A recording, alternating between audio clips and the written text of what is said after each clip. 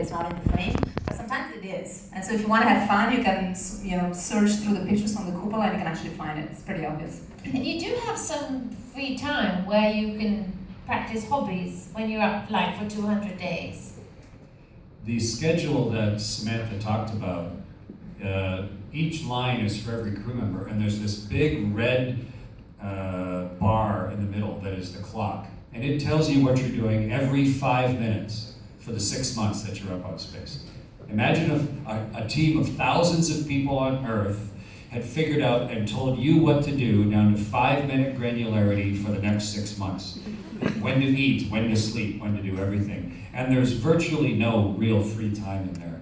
So for me, the only real free time I had was at a certain stage of the day it said go to sleep, and then I would steal the first couple hours of sleep to go do the things that I really wanted to do, to play music, or to make videos, or to try and explain what I was doing, or to go to the window and see the world. Because It otherwise... surprised me that you said, both of you played a lot of music on board.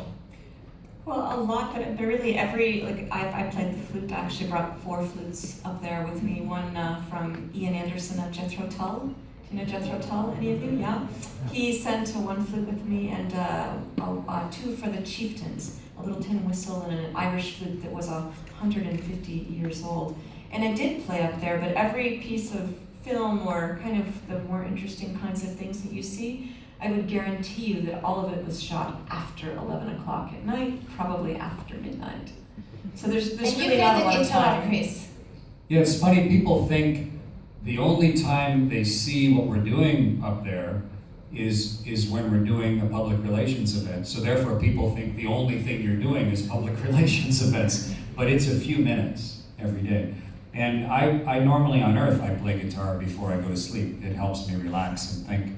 And so most days you're just so tired, but every so often I'd have enough energy to play the guitar that's up on the space station. And I wrote actually a whole suite of music on the space station and recorded it.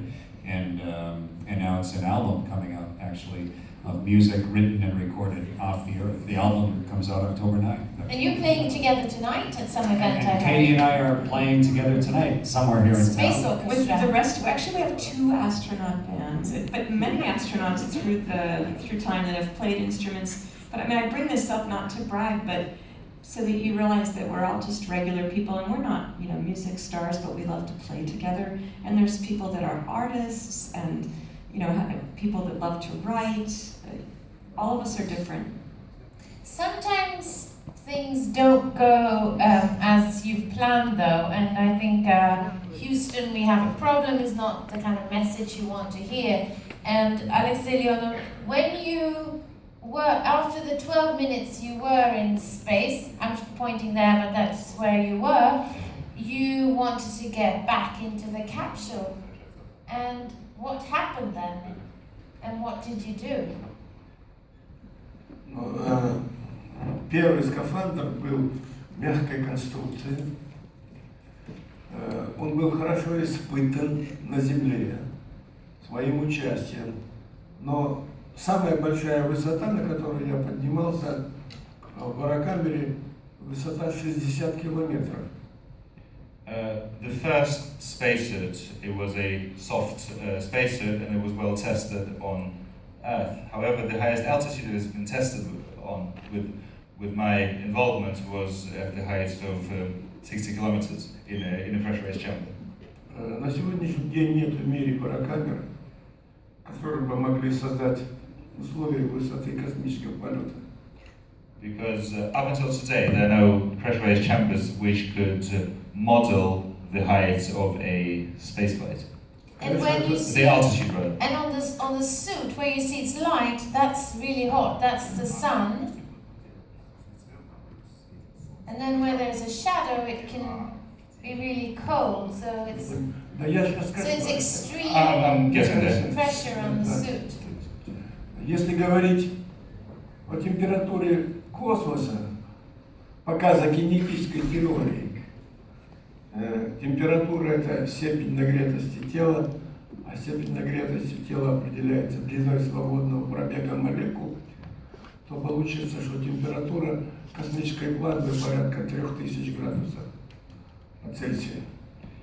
So if we talk about the temperatures in space, if we talk about the temperature is defined as the length of how long the molecules move in a body. So if you look at the kinetic theory, then you can see that you can calculate the plasma, the temperature of plasma in space is about 3000 degrees centigrade.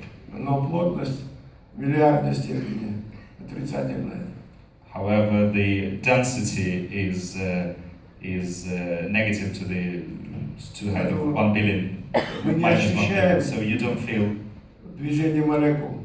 the molecules moving. Правильно рассуждать о температуре тела, помещенного в эту среду.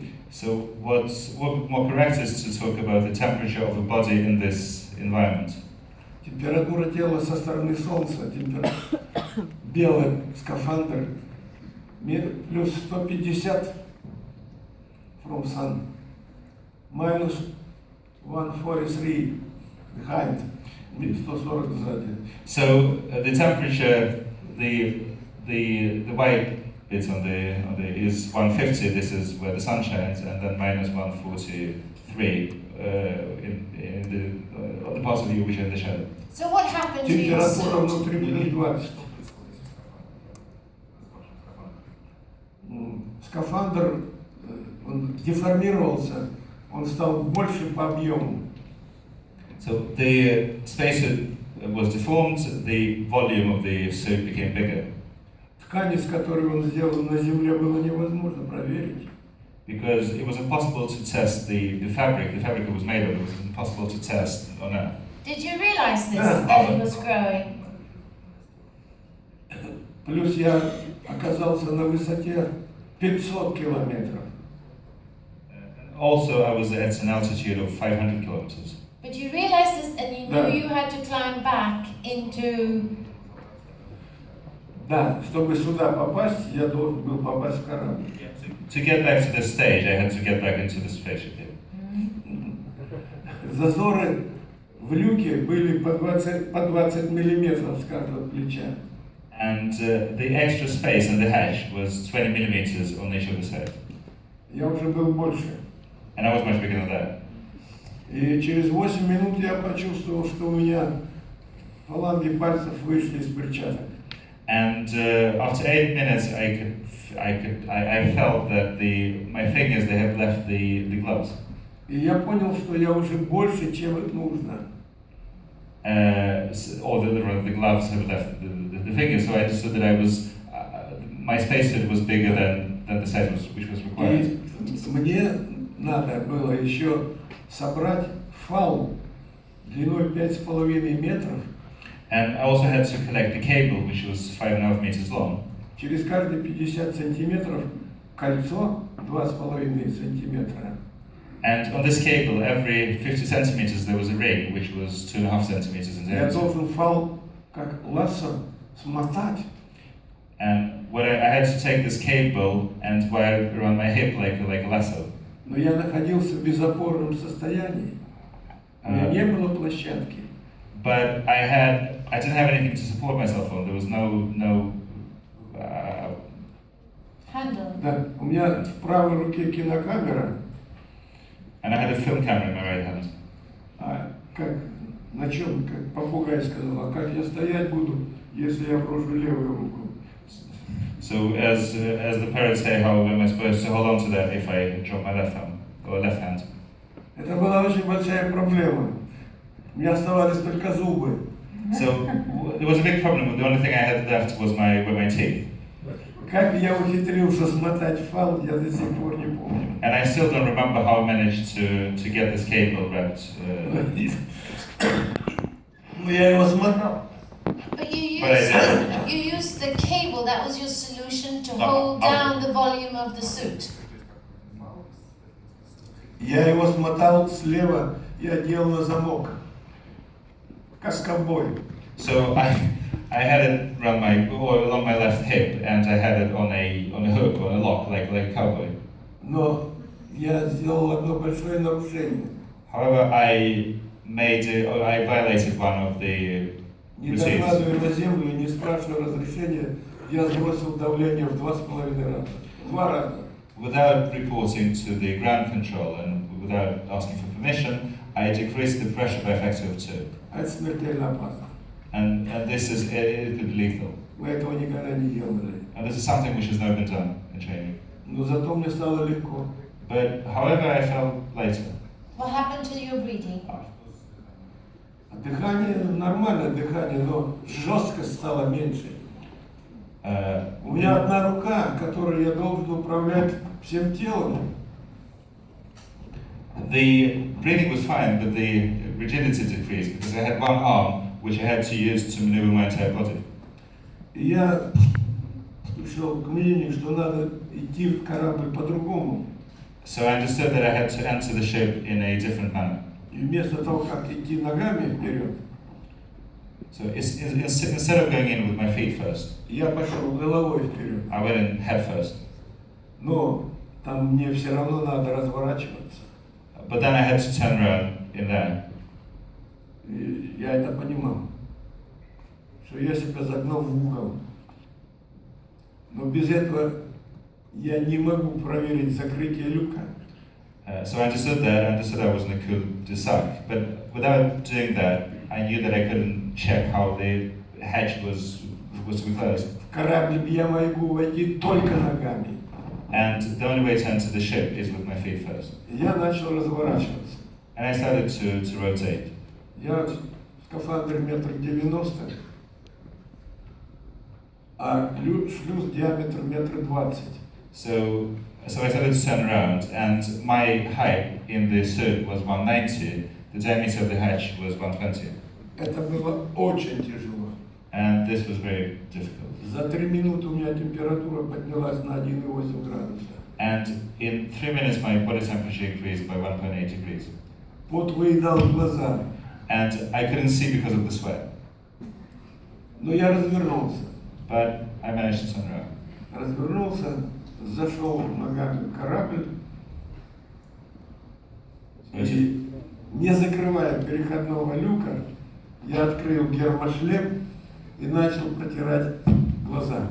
So, but I turned around, I entered the ship feet first, and without closing the intermediary hatch, I took off my helmet and started to wipe the sweat off my eyes.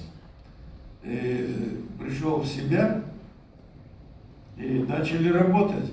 За сутки я, в том числе за это вот время, потерял 6 литров влаги, 6 литров воды. And then I came to my senses and kept on working. So in 24 hours, I lost 6 liters of fluid. Воды у меня было до колена.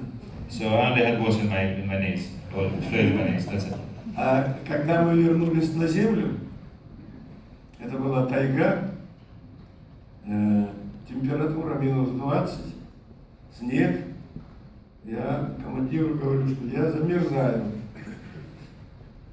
So when we came back to Earth, it was in the taiga, it was minus 20, snow, and I told the commander that I was freezing. Вот представляете картинку? Тайга, стоит космический корабль, и 2 человека, голые полностью по пояс в снегу. Я выливаю воду с скафандра. So you can imagine the picture that it was in the middle of the taiga, there was snow all over the place, there's a spaceship, 2 people completely naked, waist high in snow. I'm pouring out water from my spaceship, the suit, Выжимаю белье, and I twist and get water out of my underwear, опять одеваю. put this back on. Но я-то был мокрый, а командир корабля был сухой. Зачем он раздевался догола, не знаю. I was wet, this commander of the ship was dry, I don't know why he took off his clothes. And then they found you after 2 days, and you survived this Да, journey. и на 3-е сутки мы на лыжах пошли к вертолету. 9 километров. So after 2 days, we skied 9 kilometers to the helicopter. Did you have skis in the capsule? За пазухой. In the pocket. Okay. We have time for one final description actually return to Earth. Your body has been exposed to zero gravity, your mind has been exposed to life on board. What happens to you and how are you monitored? So, when you get to space, all of the evolved mechanisms in your body that allow you to fight gravity, you know, the blood pressure regulation, the way our body, you know how when you're lying down and you stand up quickly, you might be dizzy for just a second sometimes, because all of those automatic systems haven't been squeezing the blood to your head. When you're weightless for 6 months, all of those automatic systems forget. And so when you get back to Earth, if you stand up, you faint. You just pass out because your body doesn't remember. And your balance system that normally teaches you without even thinking, you can close your eyes and you know which way's up. All of that has forgotten because you haven't felt gravity for half a year. So when you first get back, you can't balance and your body can't squeeze the blood up to your head. Even though you're strong, you're sort of strong the wrong way and you're a little bit helpless. And also you lose a lot of bone because our exercise equipment is good, but it's not perfect. And I lost about 8% of the bone across my upper femur and my hips. So you come home, you're much more likely to break a bone if you trip and fall. So you're quite helpless. And when your body feels dizzy and your heart can't catch up, your body thinks maybe you've been poisoned. It doesn't know what's causing all these symptoms.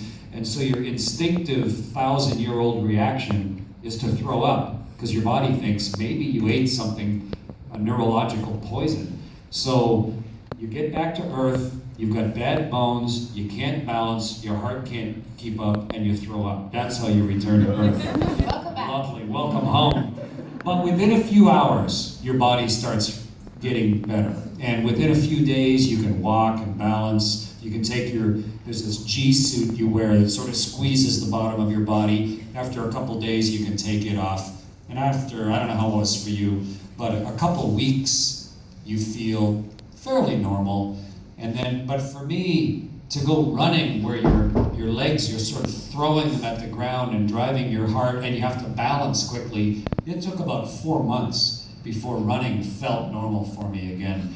And then the longest was your body grows your skeleton back. Our osteoporosis, the porosity of our bones, reverses. But it took about 18 months for my body to get the density back in my hips and my upper femur. So now it's been a couple of years. So I'm as normal as I'm ever going to be. And this kit is also part of the important research, the medical examinations of you and the learnings can be applied to medical research for the benefit of mankind. I mean, osteoporosis is actually... Shown here in Swedish. Yeah, it's actually one of the best examples, really, in that we lose bone up there in space about 10 times faster than a woman who is 70 years old who has osteoporosis. So what she loses in a year of her bone structure, we lose in 1 month. If we up there in space, if we're not exercising or trying some of these other kinds of methods. We're looking at diet, we're looking at the use of vitamin D, we're looking at different kinds of exercise. Is it running on a treadmill and it's actually that kind of percussion that is sending the signal to your head that you need to build bone? We're doing that kind of a research. And you know, the bad news, it happens very quickly to us. The good news is that makes it easier to measure. And because we tend to be fairly healthy before we go, then it gives us the chance to measure and understand in a not complicated way what's happening with bone, with losing bone, what's happening with bone growing back. Is the bone the same? Chris and I and Samantha will have a physical every year, at least for the rest of our lives, because we're doing a lot of research and it applies to humans being healthy on the way to Mars and getting there and building things. It also applies to people here on Earth. I'd like to ask one final question, and that's to you, Samantha. If you're really interested in space, but you don't want to become an astronaut, could you give me an example of other space-related professions that are also challenging and really interesting? Oh yeah, absolutely. I mean, we get a chance to ride rockets but there's a bunch of people who have to build those rockets for us, and that of course entails a number of engineers in many specialties. I mean, I studied engineering in college, and my main specialty was propulsion. I was always fascinated by this big engines that I can actually bring people and stuff up in space. Science, we all have performed hundreds of experiments on the space station, and it's actually almost overwhelming when you're up there, because you're doing something for 20 minutes, an hour, 2 hours, an experiment, and actually you know that you are putting the final touch on the work of probably dozens of people who have worked for years probably to develop that experiment. So if you have any interest at all in technology, in engineering, in science, I guarantee you that if you're good at it, I'm sure you all have the drive to be good at it, you will find a way to contribute and to be part of the space program worldwide. And I also guarantee you that it's probably one of the best communities to work in, because I don't think there is another professional community where people are so motivated and so devoted to what they're doing. So you'll enjoy it. So We please can join us. feel that, and it's been an honor to spend this morning with you. Hand up if they like feedback. Hand up if you feel inspired.